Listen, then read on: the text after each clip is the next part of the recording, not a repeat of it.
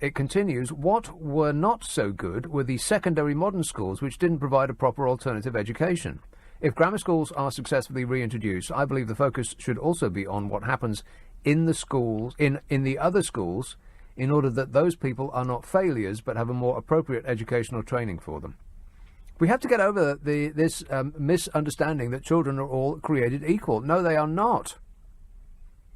They're human beings. They're like human beings, but smaller. And they are equally as intelligent and not so as their adult contemporaries.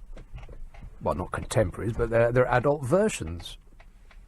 I mean, it's blooming obvious, ain't it? Not all children are created equal. I mean, when they're very, very young, they look equal. What with the screaming and the whining and the pooping and all covered in snot, they look equal then, but they do not have, they're not equally intelligent, and that becomes evident almost certainly by 11, doesn't it? And if not 11, then 12, or you pick an age. I mean, at some point you've got to make a choice.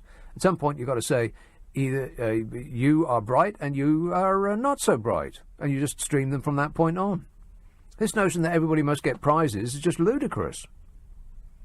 That everybody is equal, it's just not true.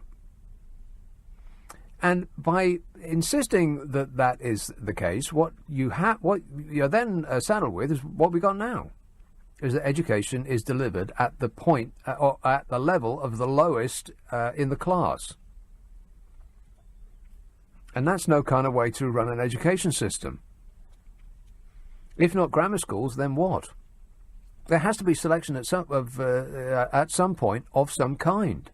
Because to try and teach a class that has a genius sitting at the front, on the edge of their seats, eager to learn, and some mouth breather at the back who is busy flicking spitballs, or whatever is the modern equivalent,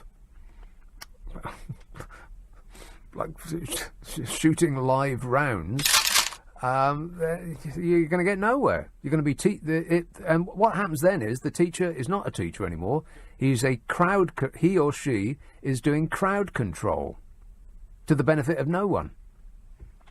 I'm amazed that anybody wants to be a teacher at all these days. Well, the whole point of it is that you don't just have an 11-year cut-off, you reassess at 13, and some go up and some go down. It's about having the top few percent academically together in an environment in which they will not be held back, because a class of pupils generally, academically, will march at the slower end of the pace of the class, not the upper end.